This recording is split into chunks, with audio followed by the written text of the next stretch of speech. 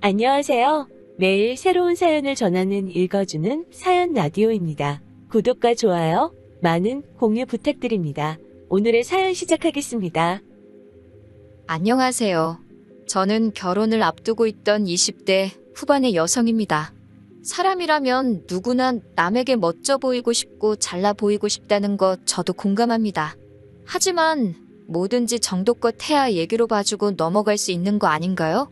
저와 결혼을 앞두고 있던 남자친구는 지역 모임에서 만났습니다. 제가 지금 다니는 회사에 취업을 하게 되면서 이사를 오게 되었는데 동네에 친구가 한 명도 없으니 외롭고 심심하더라고요. 그래서 동네 친구를 사귈 겸 동네 사람들이 자주 이용한다는 지역 모임에 가입을 하게 되었습니다. 처음에는 온라인에서 대화를 주고받다가 정모에 참석하게 되었거든요. 그곳에서 남자친구를 알게 되었네요. 처음이라 분위기에 적응하지 못해 어색해하는 저를 이끌어서 사람들에게 소개도 시켜주고 말도 계속해서 걸어주고 하는 남자친구에게 저는 호감을 느꼈습니다.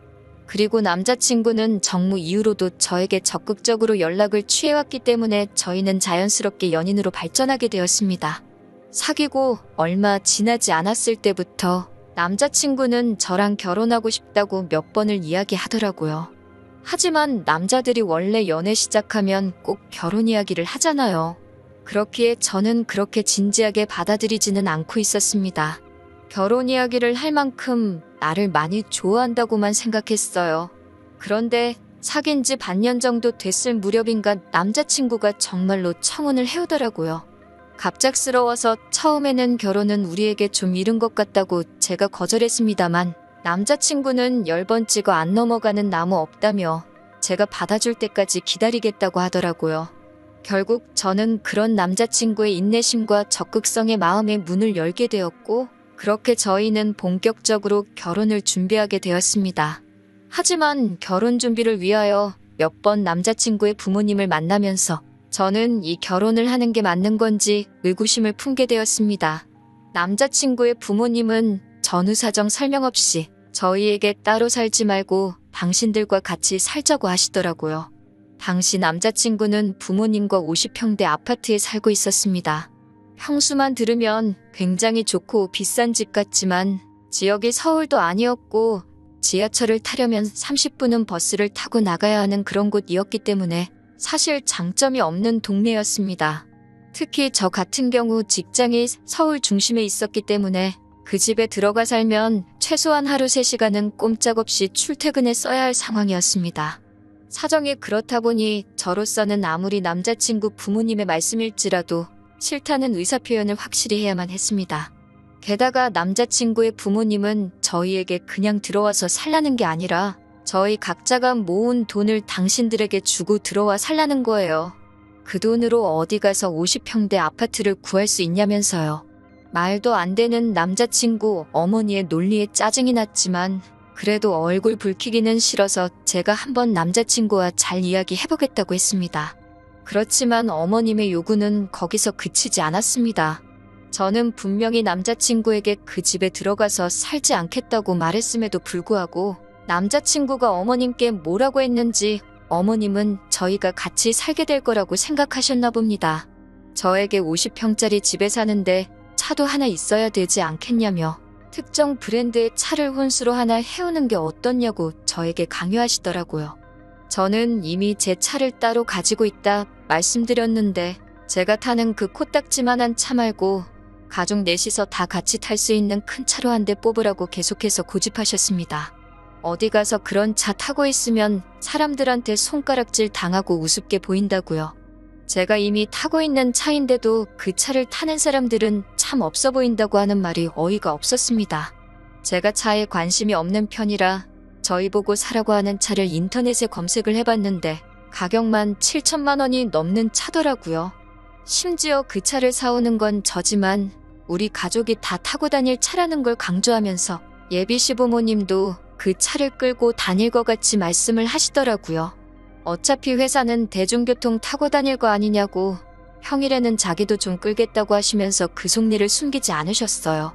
결국 참다 못한 제가 남자친구에게 당신이 나서서 확실히 상황 정리를 하지 않으면 내가 조목조목 따지고 들어야 하고 그렇게 되면 서로 불편해질 텐데 괜찮겠냐고 했습니다. 그제서야 남자친구도 미안하다며 자기가 중간 역할을 똑바로 하겠다고 하더라고요. 그 외에도 남자친구의 부모님은 남들에게 보여지는 걸 굉장히 중요하게 여기셨는데, 예를 들어 제주도에서 딱 한 번 해보신 승마 체험을 남들에게는 마치 일주일에 한두 번 취미로 타는 것처럼 말씀하신다거나, TV에서만 보셨던 여행지를 마치 다녀오신 것처럼 주변에 자랑하듯 소문을 내곤 하셨습니다. 저희에게 들어와 살라고 강요하시던 아파트도 사실은 은행 대출이 절반 가까이 되더라고요. 저한테 그렇게까지 말씀은 안 하셨지만 대출금이자 내는 게 부담스러워서 저희 돈이라도 받아서 조금이나마 대출을 상환해 보려고 하셨던 건 아닌가 싶기도 하더라고요. 아무튼 이런 일련의 과정을 겪으면서 저는 남자친구의 부모님이 남자친구와는 달리 굉장히 물질적인 것과 겉모습을 중요시하는 분들이라는 걸 깨닫게 되었습니다. 솔직히 실망스럽기도 했고 걱정스럽기도 했지만 그래도 파혼까지 생각하지 않았던 이유는 적어도 남자친구는 그분들을 닮지 않았다 믿었기 때문이에요. 남자친구는 어머님과 아버님이 그런 말씀을 하실 때마다 민망하다는 듯이 저에게 이해해달라며 미안해하기도 했고, 입버릇처럼 자기는 사람을 볼 때 항상 내면을 가장 중요하다 생각한다고 했거든요.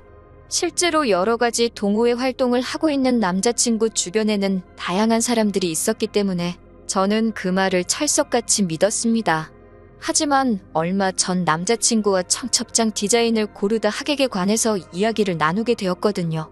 그러면서 남자친구에게 크게 실망을 하게 되었습니다. 남자친구가 저에게 누구누구를 부를 거냐고 먼저 물어보더라고요. 사실 결혼식이 저를 위한 자리이기도 하지만 저희 부모님을 위한 자리이기도 하잖아요. 그렇다 보니 제가 일단 우리 부모님한테 여쭤보긴 해야 되겠지만 친척분들하고 친구분들을 부르실 것 같다고 말했습니다. 저 또한 어린 시절부터 친했던 친구들 위주로 부를 예정이라고요. 그러자 남자친구는 약간 곤란하단 표정을 짓더니 혹시 그럼 그 사람들 사진이나 직장 같은 걸 자기에게 이야기해 줄 수 있냐고 묻더라고요. 그런 게 왜 궁금한지 이해가 쉽게 되지 않아서 왜 필요한 건지 말해달라고 했어요. 그러자 결혼식의 품격과 수준을 위해서 그런 거라며 우리 둘에게도 그 편이 좋다는 거예요. 그러면서 자기가 작년에 중학교 시절 친구의 결혼식에 갔었는데 신부 쪽 가족 중에 몸이 불편하신 분이 있었다면서 그 사람 때문에 사람들도 웅성거리고 사진 찍을 때도 식사를 할 때도 모든 것이 지연되었다면서 보기 안 좋았다고 하더라고요. 저는 남자친구의 그런 말에 굉장히 놀랬고 정말 깨더라고요. 하지만 최대한 그런 티는 내지 않으면서 그럼 우리 결혼식엔 어떤 사람들이 왔으면 좋겠냐고 물으니 일단 기본적으로 체형은 평균이었으면 좋겠고 외모는 중간 이상은 되었으면 좋겠대요. 부모님, 친구분들 중에서도 좀 사회적으로 명망이 있으신 분들이 오시면 좋겠다고 하더군요. 그러면서 장인어른도 공무원이시고 장모님도 선생님이시니까 그런 거야 뭐 걱정 안 해도 되겠지라고 확인하는 남자친구에게 솔직히 정이 뚝뚝 떨어지더라고요. 제가 그럼 남자친구 쪽 부모님 친구분들은 어떤 분들이냐 물으니 그건 자기가 알아서 할 테니까 신경 안 써도 된다고 하는데 솔직히 저희 부모님만큼이나 남자친구 부모님도 평범한 분들이시거든요. 남자친구 어머님은 과거엔 보험회사에 다니셨었고 아버님은 작은 가게를 운영했던 걸로 알아요. 세상 직업에 귀천이 없는 것이고 세상에 저보다 잘난 사람이 얼마나 많은데 남자친구가 저렇게 기고만장한 건지 어이가 없어서 웃음이 날 지경이었습니다. 저는 남자친구에게 웃기지도 않는다고 말도 안 되는 소리 좀 하지 말라고 했어요. 우리 결혼식이 무슨 연예인 뽑는 선발대회도 아니고 우리가 무슨 자격으로 사람을 골라서 초대하냐고요. 누구든 와서 진심으로 축하해주면 그걸로 감사하고 고마운 일 아니냐고 했습니다. 남자친구는 저더러 뭘 몰라도 너무 모른다면서 그럼 어른들이야 그렇다 쳐도 적어도 제 친구들만큼은 좀 수준 있는 여성들로 초대하라고 하더군요. 저는 속으로 그럴 일은 절대로 없을 거다라며 콧방귀를 뀌었습니다. 이때도 파혼까지는 생각하지 않았는데 그 이유는 저런 썩어빠진 정신머리는 살면서 뜯어 고쳐놓으려고 했거든요. 하지만 그럼에도 불구하고 제가 남자친구와 결국 헤어지기로 마음을 먹은 이유는 남자친구의 노트북에서 보지 말아야 할 것을 봤기 때문이에요. 그날도 평소처럼 남자친구와 결혼식에 관한 세부적인 사항도 정할 겸해서 카페에서 만나 데이트를 하고 있었습니다. 그러다 남자친구가 화장실을 간다고 잠시 자리를 비웠는데 배탈이라도 난 건지 오래 돌아오지 않더라고요. 그러다 남자친구가 두고 간 노트북이 눈에 띄었습니다. 평소라면 별 관심이 없었을 텐지만 그날따라 친구들하고 도대체 무슨 이야기를 하는지 궁금해지더라고요. 남자친구의 노트북 비밀번호는 사실 이미 데이트를 하면서 의도치 않게 여러 번 본 적이 있어서 내용을 보는데 아무런 문제가 없었습니다. 하지만 차라리 보지 않았다면 나았을까요? 남자친구는 제가 친구들과 찍은 사진을 바탕으로 무슨 발표 자료처럼 정리를 해놓았더라고요. 이 친구는 얼굴이 A급이다. 이 친구는 다니는 회사가 좋다던가. 또 다른 한 친구는 얼굴은 예쁘지만 조금 싸 보이고 직업도 별로다 등등. 제 친구들을 외모, 학벌, 직업 등등 해서 자기가 뭐라고 제 친구들을 등급을 매기고 있었던 겁니다.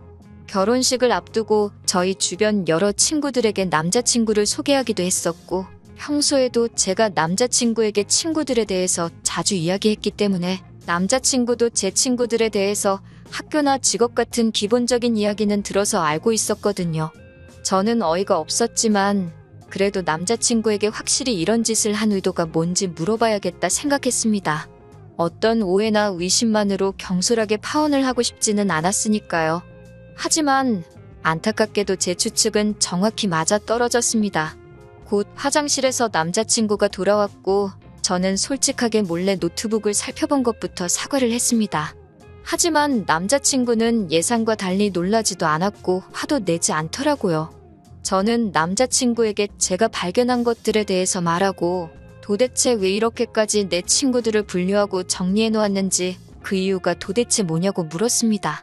그러자 남자친구는 저번에 자기가 이야기하지 않았냐며 자기는 우리 결혼식에 수준 있고 교양 있는 여성분들만 참석해서 자리를 빛내주길 바란다고 하더군요. 대체 왜 그렇게까지 해야 하냐고 묻자 자기가 결혼식에 초대한 하객들은 대부분 다 돈이 많고 학벌도 좋은데 그런 친구들에게 걸맞는 여자들을 보여줘야지 훗날 우리가 그 덕을 좀 보지 않겠냐고 오히려 저에게 대묻더라고요. 그제서야 아니라고 믿었던 내 남자친구가 정말 정신이 썩어빠진 인간이었다는 걸 실감하게 되었습니다. 저는 남자친구에게 내 친구들이 무슨 한우도 아니고 등급 매겨서 장사를 하려는 거냐고 화를 냈습니다. 남자친구는 제가 화를 내고 있는데도 자기가 뭘 잘못했는지도 모르고 오히려 저한테 뭘 그렇게 기분 나빠하고 있냐며 위화해 하더라고요. 수준 맞는 사람들끼리 만나는 건 당연한 거 아니냐고 그러면서 저한테도 주변에 별 볼 일 없는 친구들은 이참에 하나둘씩 정리하라고 하더라고요. 그 말을 듣는데 실망감이 이루 말할 데가 없었습니다. 저는 남자친구한테 애써 설명할 필요 없다고 아니라고 믿었는데 정말 그 부모의 그 자식이라고 가진 것 뭣도 없으면서 허세만 가득한 거는 집안 유전인가 보다 쏘아붙이고 자리에서 일어났습니다. 네가 점수 매겨놓은 내 친구들보다 잘난 점이 뭐가 있냐고 어디 한번 스스로한테도 등급을 매겨보라고 당장 학벌이고 직업이고 대단한 거 하나 없는 사람이 감히 타인을 평가질하고 있냐고 소리쳤습니다. 그동안 연애를 하면서도 제가 이 정도로 화를 낸 적이 없었어서 그런가 남자친구는 말도 제대로 못하고 얼어있더라고요. 저는 남자친구한테 결혼이고 뭐고 다 끝이라고 참는데도 정도가 있다고 말하고는 뒤도 돌아보지 않고 자리를 나왔습니다. 그렇게 결혼을 앞두고 파혼을 하게 되었습니다. 남자친구와는 모임에서 만났기 때문에 이 모임 저 모임 발을 담그고 있는 남자친구를 마주치기라도 할까봐 저는 그 뒤로 모임을 그만 나가게 되었습니다. 모임에서도 저희가 결혼을 앞두고 있다는 사실을 알던 사람들이 많았기 때문에 저와 남자친구를 동시에 아는 사람도 많았어요. 그리고 얼마 전에 그 중에 한 명에게서부터 남자친구의 소식을 듣게 되었습니다. 남자친구의 부모님은 대출금을 제때 상환하지 못했는지 집이 경매에 넘어갈 위기에 처해졌다고 하네요. 저희가 모은 돈을 가지고 그 집으로 들어와 살라고 했던 건 정말 제가 모은 돈 가지고 대출금을 상환하려던 계획이었다는 부분이라는 사실에 온몸에 소름이 다 돋더라고요. 게다가 모임에도 그 사실이 전부 소문이 퍼지게 되었고 그 와중에 남자친구가 사람의 배경을 보고 가려가면서 만난다는 것까지 까발려지게 되었다고 합니다. 그도 그럴 것이 사람들 만날 때마다 직업이 뭔지, 학교는 어디 나왔는지가 제일 궁금한 사람이니 그 본성을 들키는 건 시간 문제였던 거였겠죠. 그런 이야기가 도는 가운데 모임에 누가 봐도 잘난 사람이 들어오게 되면서 스스로 열등감을 느낀 건지 소문 때문에 그런 건지 어느 순간부터 모임을 도망치듯 더나 코빼기도 보이지 않는다네요. 걷는 놈 위에 뛰는 놈, 뛰는 놈 위에 나는 놈이 있다고. 세상에 얼마나 멋지고 잘난 사람들이 많은데 그런 건 생각도 안 하고 기고만장해서 남 무시하는 남자친구가 이번 일을 통해서 제발 철 좀 들었으면 하는 바람입니다. 긴 이야기 들어주셔서 감사합니다. 오늘의 사연은 여기까지입니다. 구독과 좋아요, 알람 설정해주시면 앞으로 더 좋은 사연으로 찾아오겠습니다. 감사합니다. 안녕하세요. 매일 새로운 사연을 전하는 읽어주는 사연 라디오입니다. 구독과 좋아요, 많은 공유 부탁드립니다. 오늘의 사연 시작하겠습니다. 안녕하세요. 저는 남자친구와 결혼을 약속했던 20대 여성입니다. 마마보이도 아니고 파파보이인 남자친구가 징글징글해서 결혼 깨버렸습니다. 저와 남자친구는 6살 차이로 취업 준비를 하는 영어학원에서 만났습니다. 저는 대학을 졸업한 뒤 첫 취업을 준비 중이었고 남자친구는 이직을 준비하면서 그에 필요한 영어 성적을 위해 학원을 다닌다고 했습니다. 남자친구는 이미 직장인이었기 때문에 저는 남자친구에게 취업에 관해서 많은 질문을 하게 되었고 그러다가 사귀는 사이로 발전하게 되었어요. 그동안 또래 남자친구만 만나다가 직장인인 남자친구를 만나니 모든 것이 어른스럽고 멋져 보였습니다. 함께 공부하고 응원하며 사귄 지 4개월이 지날 무렵 저는 원하던 기업에 취직하게 되었습니다. 하지만 같은 회사에 지원한 남자친구는 이직에 성공하지 못했어요. 그렇다고 해서 저희 관계가 소원해지거나 달라지진 않았지만요. 적어도 저는 그렇게 믿으며 지냈던 것 같습니다. 이후로 제가 새로운 직장에 들어가면서 남자친구가 저를 많이 단속하기 시작했습니다. 회사에서 점심시간에 잠깐이라도 통화하길 원했고 제가 언제 퇴근하는지 그 시간도 꼭 확인하더라고요. 친구들은 숨 막히지 않냐고 저를 걱정했지만 사귄 지 1년도 되지 않았을 무렵이었기에 저는 남자친구의 그런 관심이 싫지만은 않았습니다. 물론 회식이나 야근이 있을 때도 무조건 가지 말라고 하지 말라고 하는 그의 억지가 답답한 때도 있었지만요. 그래도 저를 정말 많이 사랑해서 그런다고 생각하려 노력했습니다. 그리고 저도 그런 남자친구의 마음을 다치게 하고 싶지 않아 다른 동료들 그중에서도 남자 동료들과는 커피 한 잔 마시는 것도 조심했습니다. 하지만 그것만으로는 충분하지 않았던 건지 제가 입사한 지 1년이 좀 지났을 무렵 남자친구는 더는 못 기다리겠다며 이제 결혼하자며 저를 재촉하기 시작했습니다. 당시 저는 25살이었습니다. 들으시는 분들은 어떻게 생각하실지 모르겠지만 저는 회사 생활도 오래 하고 싶었고 결혼하기 전에 혼자 여행도 다녀보고 싶었고 여러 가지 꿈과 목표가 있었습니다. 그래서 남자친구가 결혼하자고 했을 때 많이 부담스러웠습니다. 오랜 고민 끝에 저는 남자친구에게 당장 결혼 생각은 없다고 솔직하게 털어놓게 되었어요. 만약에 지금 당장 결혼 상대가 필요한 거면 다른 사람을 찾으라고요. 남자친구는 충격이 큰 듯한 표정이었어요. 그러더니 잠깐이라며 어디론가 전화를 걸더라고요.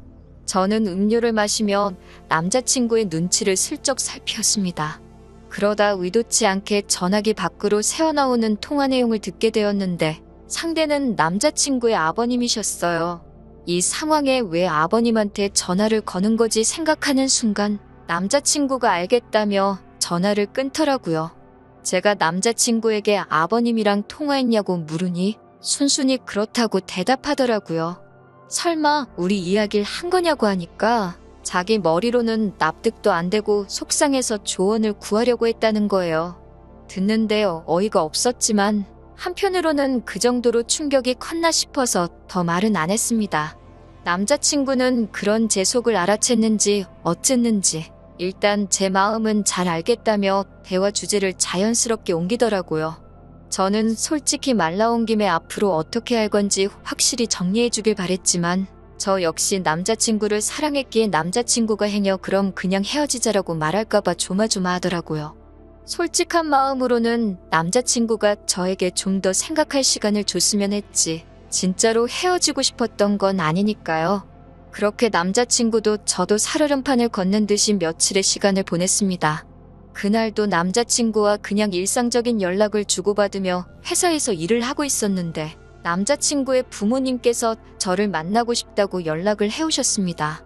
저는 부담스러운 마음에 어떻게든 거절하고 싶었지만 언제든 괜찮으니 연락만 달라는 어른들에게 무조건 싫다고 하는 것도 예의가 아닌 것 같았습니다. 그렇게 결국 남자친구의 부모님을 만나게 되었습니다. 처음 뵙는 건 아니었기 때문에 잘 지내셨냐고 여쭙습니다. 그러자 아버님이 저를 약간 화난 듯이 쳐다보시면서 단도직입적으로 저에게 왜 결혼을 안 하겠다고 했냐고 물어보셨습니다. 대충 둘러댈 문제도 아니고 해서 남자친구에게 말했던 것처럼 똑같이 말씀드렸습니다. 저는 아직 나이도 어리고 결혼에 대해선 생각해 본 적이 없다고요. 저희 친정에서도 아직 어린 딸을 시집 보내는 건 내키지 않는다 하셨다는 말도 덧붙였습니다.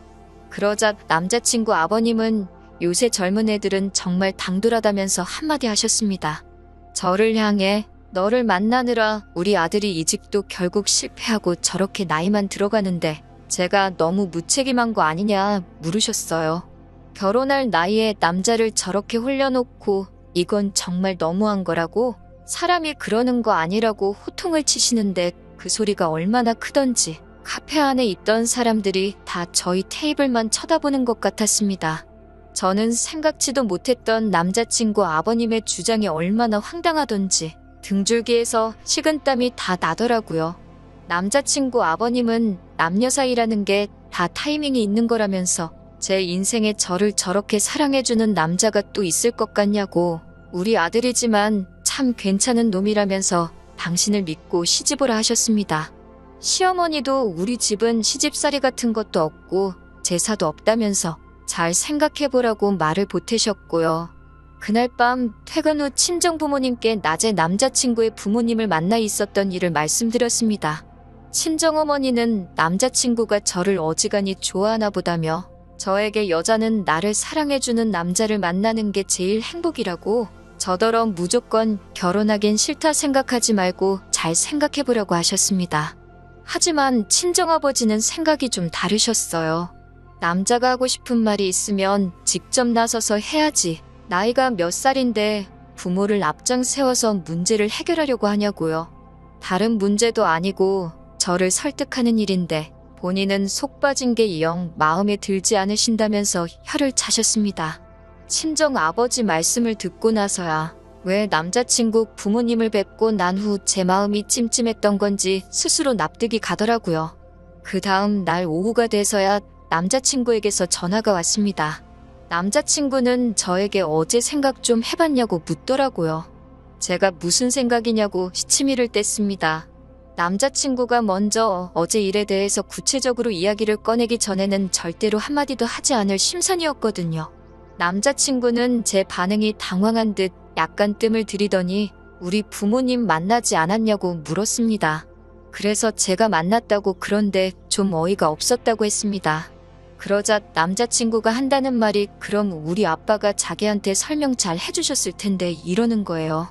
그래서 제가 할 말이 있으면 나한테 직접 하면 되지 않냐고 왜 그걸 아버님을 시켰냐고 하니까 남자친구는 오히려 힘들고 어려운 일이 있으면 자식이 부모한테 당연히 상의하고 부탁도 할 수 있는 거 아니냐고 정색을 하더라고요. 제가 그래서 오빠한테 오빠 나이가 몇 살인데 상의할 게 있고 안 할 게 있지 그런 것도 구분을 못하냐고 했습니다. 너무 화가 나서 나이값 좀 하라고 소리를 치고는 전화를 끊어버렸어요. 그리고 정말 농담이 아니고 한두 시간 지나니까 또 아버님한테 전화가 걸려왔습니다. 아버님은 저에게 너 어떻게 나이가 6살이나 많은 사람한테 이래라 저래라 말을 할 수 있냐며 화를 내시더군요. 그러면서 남자친구가 성격이 워낙 신중하고 부모님 의견을 존중하는 편이라 상의를 자주 하는 것뿐인데 저더러 왜 부모 자식 사이를 이간질하려 드냐고 아주 못됐다고 그러시더군요. 저는 아까 남자친구랑 통화하면서 이미 결혼은 안 하려고 마음을 먹었기에 더는 할 말 못할 말이 없었습니다. 그래서 일단 이렇게 아무 때나 불쑥불쑥 전화 주시는 거 굉장히 불쾌하다고 말했죠. 그러자 아버님이 시아버지가 며느리 될 사람한테 전화하는 것도 눈치를 봐야 하냐고 저한테 소리를 치시더라고요. 저는 소리 지르지 마시라고 하면서 제가 생각하는 이상적인 남편은 함께 목표를 세우고 같이 달려나갈 수 있는 정신적으로 성숙한 어른이라고 말씀드렸습니다. 하지만 남자친구가 지금 저에게 보여주는 이 모습들은 철부지 어린아이가 부모님을 졸라서 갖고 싶은 걸 손에 넣고 싶어 하는 것으로만 보인다고요. 그러자 남자친구의 아버님은 말을 잇지 못하시고 허음한 연신 내뱉으시더니 그래, 너 잘났다. 전화 끊자. 라고 말하고는 전화를 끊어버리더라고요. 여기서 끝났으면 참 좋았겠지만 진짜 사건은 지난 주말에 일어나게 됩니다. 남자친구와 헤어지니 주말에 할 일도 없어서 모처럼 부모님하고 저녁 식사를 같이 한 뒤 TV를 보고 있었습니다. 그런데 누군가가 우리 집 배를 누르더군요. 집에 찾아온 건 다름이 아닌 남자친구와 남자친구의 아버님이셨습니다. 어이가 없어서 이 문을 열어야 하나 말아야 잠깐 고민했어요. 아버지가 그들을 지켜보고는 저 미친 인간들이라며 혀를 차시며 아주 단판을 봐야겠다고 당장 문을 열라고 하셨습니다. 아버지한테 그냥 상종을 안 하는 게 낫지 않겠냐고 했지만 아버지는 저런 놈들은 뜨거운 맛 좀 봐야 한다며 저에게 걱정 말라고 하셨습니다. 현관문을 여니 남자친구는 지 아빠 뒤에 숨어서는 절 보더니 잘 지냈냐고 묻더라고요. 제가 어이가 없어서 지금 뭐 하자는 거냐고 물었습니다. 그러자 남자친구의 아버님이 저더러 말투가 그게 뭐냐고 그리고 어른을 봤으면 인사를 해야 할 거 아니냐고 한마디 하시더라고요. 그러자 저희 아버지도 아무 말도 없이 밤늦게 남의 집에 왔으면 그쪽에서 먼저 죄송하다고 해야 되는 거 아니냐고 받아치셨습니다. 그러면서 저희 아버지가 남자친구에게 너는 우리 딸이랑 결혼하고 싶다던 놈이 뭐가 무서워서 네 아버지까지 데리고 왔냐고 그런 깡닭으로 우리 딸하고 살려고 그랬냐며 웃긴 자식이라고 한마디 하셨습니다. 그러자 남자친구 아버지가 지금 우리 아들한테 뭐라고 한 거냐며 그쪽이나 딸 단속 잘하라고 결혼할 생각도 없이 남자나 만나고 다니는 게 정상이냐고 하더라고요. 그러자 저희 아버지도 그쪽 아들은 입도 없냐고 아버지 돌아가시면 절에서 어떻게 사냐고 혀를 차셨습니다. 그러자 남자친구 아버지가 순간 주먹을 뻗어 저희 아버지를 한 대 치려고 하셨고 그때부터는 무슨 10대 애들 싸우듯이 싸움이 났습니다. 엎어치고 매치고 난리가 났어요. 결국 저희 어머니가 보다 못해 경찰을 부르셨고 두 분은 경찰서에 같이 가셨습니다. 남자친구는 꼴먹은 벙어리 마냥 있었기에 제가 상황 설명을 했고 결국 저희 아버지는 정당방위로 풀려나시면서 그쪽을 주거침입으로 신고하셨습니다. 그제서야 상황 파악이 된 듯 남자친구의 아버지는 뭘 또 신고까지 하냐며 미안하게 됐다고 자식이라 앞뒤 상황 파악을 제대로 못했다며 저에게 미안하다 하셨습니다. 저희 아버지한테도 죄송하게 됐다며 한 번만 이해해달라고 하시더라고요. 저희 아버지는 그럼 두 번 다시 우리 딸 앞에 나타나지 말고 아까 우리 딸한테 막말한 것도 진심으로 사과하라고 그러면 신고한 건 거두겠다고 하셨어요. 그렇게 저는 찌질한 남자친구와 안전하게 이별할 수 있었습니다. 이번 일을 계기로 진정한 어른은 무엇인지 진지하게 성찰해보게 되었네요. 당분간은 그동안 하고 싶었던 일들을 하나씩 해가며 혼자서도 즐겁게 지내보려고 합니다. 들어주셔서 감사해요. 긴 이야기 들어주셔서 감사합니다. 오늘의 사연은 여기까지입니다. 구독과 좋아요, 알람 설정해주시면 앞으로 더 좋은 사연으로 찾아오겠습니다. 감사합니다. 안녕하세요. 매일 새로운 사연을 전하는 읽어주는 사연 라디오입니다. 구독과 좋아요, 많은 공유 부탁드립니다. 오늘의 사연 시작하겠습니다. 안녕하세요. 저는 20대 후반에 결혼한 지 2년 된 여성입니다. 일에 대한 열정과 욕심이 남다른 남편에게 반해서 결혼까지 했지만 결국 기대를 저버린 남편과 이혼하게 되었습니다. 제 친어머니는 제가 어렸을 때 암으로 세상을 떠나셨습니다. 제가 6살이었을 때 돌아가셨기에 친어머니에 대한 기억이 많이 나지는 않습니다. 그나마도 시간이 갈수록 옅어져만 가네요. 그래도 다행히 저희 아버지는 지역 유지의 막내 아들이어서 저는 경제적으로 부족함 없이 자랐습니다. 하지만 어머니가 세상을 떠나신 후 아버지는 저에게 새엄마를 만들어 주신다는 핑계로 많은 여성분들과 자유로운 시간을 즐기셨고, 그래서 저는 솔직히 10대 시절에는 집에 정을 많이 붙이지 못했습니다. 그래도 아예 생각 없이 논 건 아닙니다. 저는 그림 그리는 걸 정말 좋아했어요. 하지만 학원에 다니는 대신 컴퓨터로 그려보고 그러다 일러스트레이터라는 직업을 알게 된 거예요. 단순하게 말하자면 사파 같은 그림을 그리는 사람입니다. 아무튼 이런 직업도 있다라는 걸 알게 된 이후로 저는 인생의 목표를 대한민국 최고의 일러스트레이터가 되는 걸로 정했어요. 아버지는 제가 원하면 학원도 보내주고 그러겠다 하셨지만 그때는 왠지 모를 아버지에 대한 반감 때문에 제 힘으로 하겠다 고집을 피웠습니다. 그래서 기초적인 건 책과 인터넷으로 독학을 했고요. 틈틈이 아르바이트를 해서 모은 돈으로 그 이후에 학원을 다니기 시작했습니다. 그리고 남들이 대학에 갈 때 저는 작은 회사에 들어가 실무를 배우기 시작했어요. 그러니까 지금까지 10년 가까운 세월을 오로지 한 일에만 투자한 셈입니다. 낙수물에 바위를 깬다고 하잖아요. 아직 갈 길이 멀긴 하지만 그래도 그 사이에 그림 에세이도 한 권 출판하고 나름 경력이 쌓여갔습니다. 그렇게 일을 해오던 와중에 지금의 남편을 만나게 되었어요. 당시 남편은 제 에세이 출판을 도와주던 회사의 직원이었습니다. 처음에는 일 문제로 몇 번 연락을 주고받다가 연인 사이로 발전하게 되었습니다. 남편과 이야기를 하다 보면 말도 잘 통하고 재미있어서 시간 가는 줄 모르겠더라고요. 무엇보다 남편은 또래 남자들에 비해 꿈이 있고 욕심도 많은 사람이었습니다.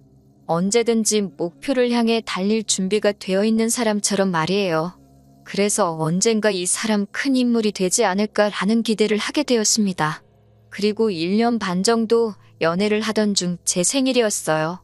남편은 저에게 자기와 결혼해 주지 않겠냐며 프로포즈를 해왔습니다. 저는 기쁜 마음으로 그러겠다 했고요.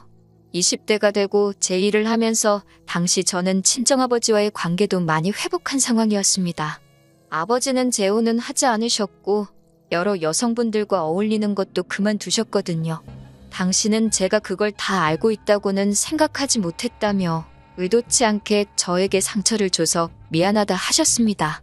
그 이후로는 아버지는 아버지 사업에 몰두하셨고 늘 저에게 응원과 물질적 지원을 해주셨습니다. 그런 아버지에게 처음으로 남편을 소개시킨 날이었습니다. 제가 어떤 사람 같냐고 묻자 아버진 영 탐탁지 않아 하셨습니다.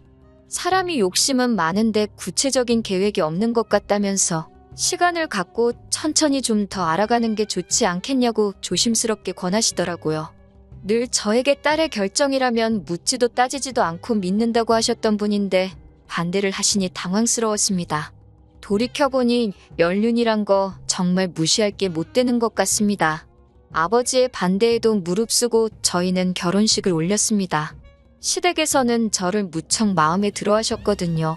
사실 제 마음속에서는 친정어머니가 안 계시단 사실 때문에 결혼을 반대하시면 어쩌나 하는 걱정과 우려가 있었는데 시댁에서 그 점은 괜찮다 해주셔서 너무 감사했습니다.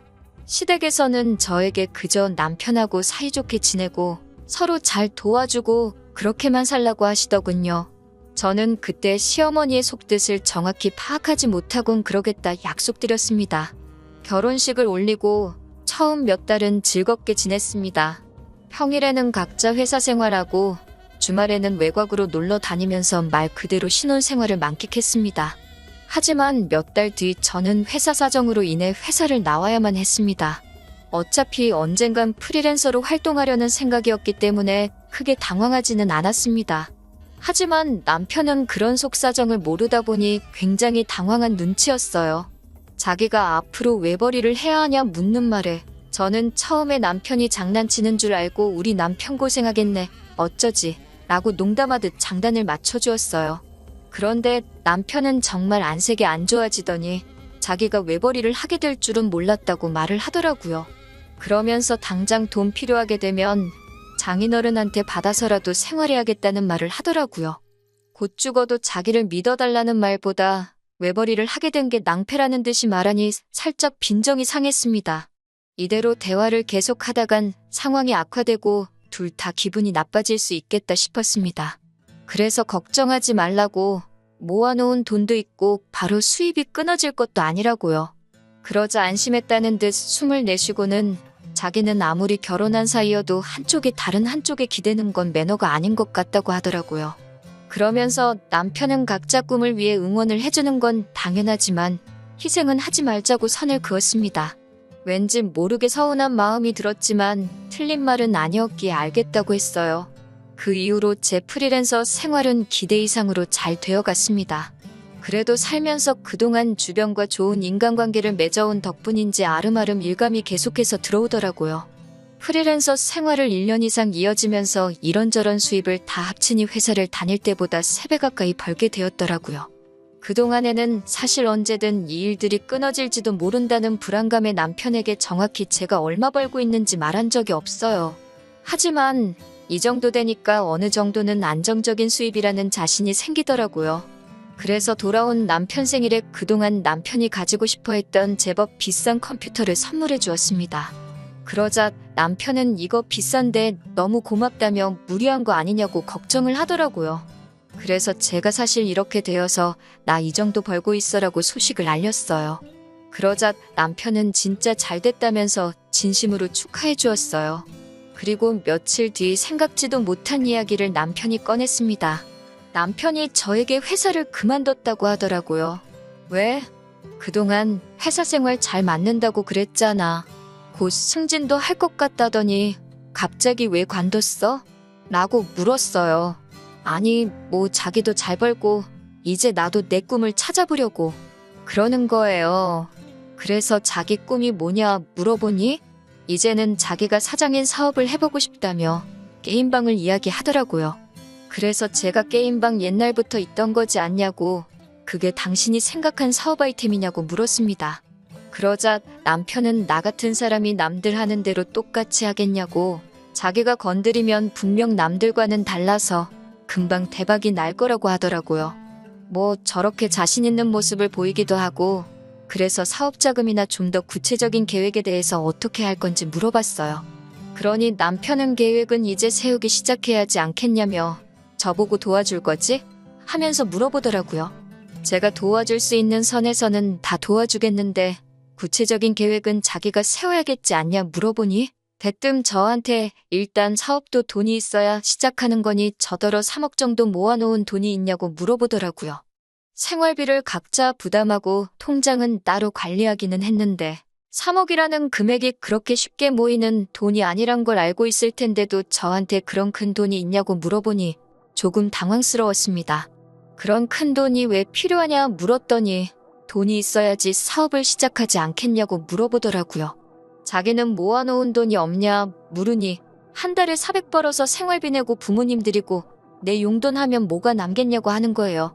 당장 모아놓은 돈이 없는데 생각 없이 회사를 그만두면 어떡하냐고 따지니 남편이 저보고 자기 월급 보고 결혼한 거냐고 진지한 표정으로 물어보는 거예요.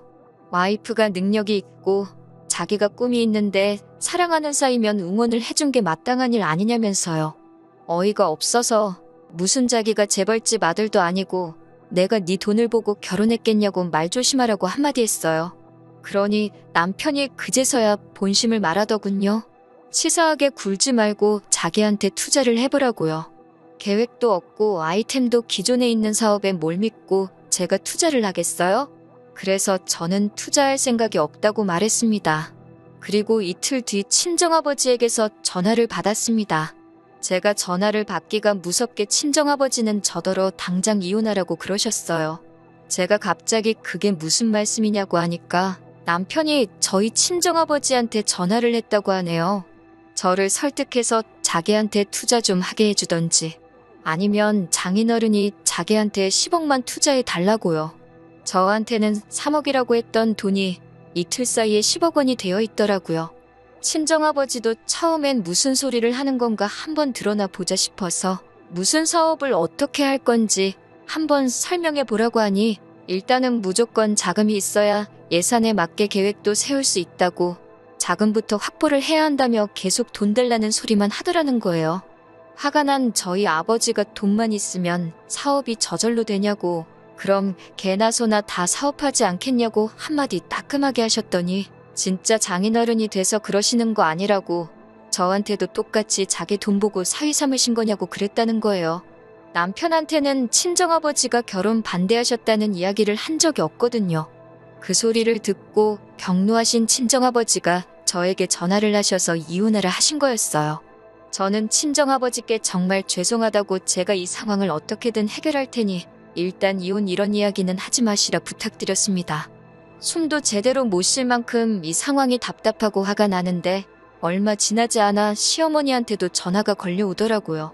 저는 이제 무슨 소리를 하실지 어느 정도 예상이 되었기에 피할까 생각하다 그냥 받아봤습니다. 시어머니는 대뜸 저에게 내가 너희 결혼할 때 많은 걸 바라디? 라고 말문을 여셨습니다. 그래서 제가 그게 무슨 말씀이시냐 하니 서로 사이좋게 지내고 잘 도와주라고 했어 안 했어? 그러시더군요. 이어서 너는 남편이 남자로서 도전을 해보겠다는데 그깟 돈 몇 푼 쥐고 있다고 남편 길을 꺾냐고 화를 내셨습니다. 제가 그게 아니라고 상황을 설명드리려고 했지만 시어머니는 무조건 입 다물라고 어디 어른이 이야기하는데 가르치려 드냐면서 너는 친정어머니가 없어서 아내가 남편을 어떻게 섬기는지 못 보고 자라서 이 모양인가 보다고 아예 이참에 그 집도 팔고 시댁으로 들어와서 살라 하시더군요. 시댁에서 살면서 정상적인 부부가 어떻게 서로를 돕고 사는지 배워야겠다면서요. 저는 더 들을 이야기도 드릴 말씀도 없는 것 같다고 일단 전화를 끊었습니다. 그리고 그날 저녁 남편이 집에 들어왔어요. 들어오는 남편을 보고 본체만체 하자 남편이 오늘 장인어른하고 통화 안 했어? 라고 물으며 제 눈치를 살피더라고요. 그래서 통화했다고 아버지가 당신하고 헤어지려고 했다 그랬습니다. 그러자 남편은 아버님은 다 큰 자식한테 왜 이래라 저래라 그러신대라며 혀를 차더라고요. 그래서 제가 어디 감히 우리 아빠 얘기를 하는데 니깎게 혀를 차냐고 제가 소리를 질렀습니다. 그러자 남편이 흠칫 놀라더니 너 말을 그따위로밖에 못하냐 이러는 거예요. 그래서 우리 아빠만 전화했는 줄 알냐고 시어머니도 전화해서 막말을 하시더라고 말해줬어요. 남편은 그거야 시어머니가 며느리한테 한마디 할 수도 있지. 뭐가 그렇게 화가 날 일이냐고 혹시 돌아가신 장모님 얘기해서 그러는 거냐고 그러더군요. 그래서 제가 그건 어떻게 알았냐고 하니까 아차 싶은 표정으로 절 잠깐 보더니 낮에 시댁에 갔었다고 그리고 자기가 통화할 때 바로 옆에 있었다고 털어놓더라고요. 제가 어이가 없어서 그럼 옆에서 그 막말을 다 듣고만 있었다는 거냐 물으니 남편은 엄마가 아예 틀린 말을 한 것도 아니지 않냐면서 솔직히 남편이 힘들면 아내가 도와줄 수 있는 거 아니냐고 그래요. 옛날엔 머리카락도 팔았다던데라면서요.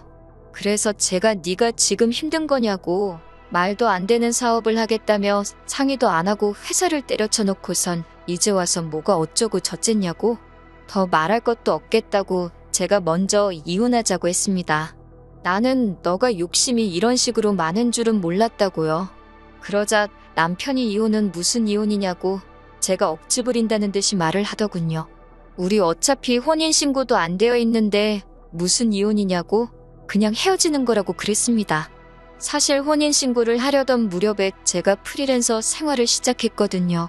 그때 저는 혼인신고는 언제 하냐고 몇 번 물었었는데 남편은 제부터 일단 자리 잡으면 하자고 해서 혼인신고가 안 되어 있던 거예요.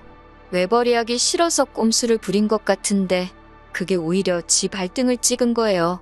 제가 서류 정리할 것도 없고 깔끔하지 않냐고 그냥 당신만 나가면 될 것 같다고 그랬습니다.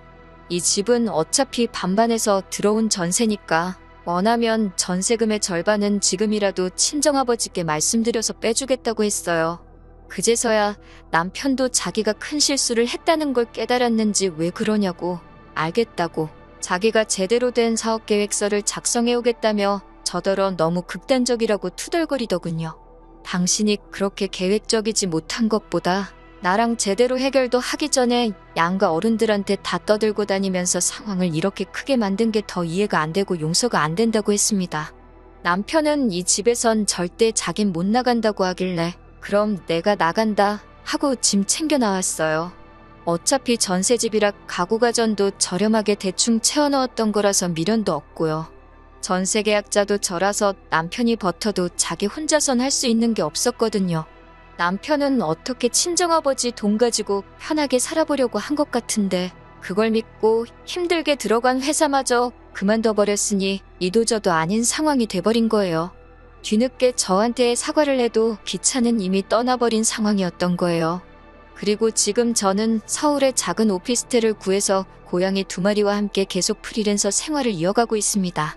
30이면 제 경력도 어느덧 10년이 되기에 그 시기에 맞춰 또 한 번 그림 에세이를 출판하려고 준비 중이고요. 진작에 친정아버지의 말씀을 귀담아 들었다면 좋았을 텐데 죄송한 마음입니다. 그래도 지금이라도 다시 제자리로 돌아올 수 있었다는 사실에 감사할 뿐이에요. 언젠가 기회가 되면 제가 만든 작품들을 소개해드리고 싶네요. 들어주셔서 감사합니다. 긴 이야기 들어주셔서 감사합니다. 오늘의 사연은 여기까지입니다. 구독과 좋아요, 알람 설정해주시면 앞으로 더 좋은 사연으로 찾아오겠습니다. 감사합니다.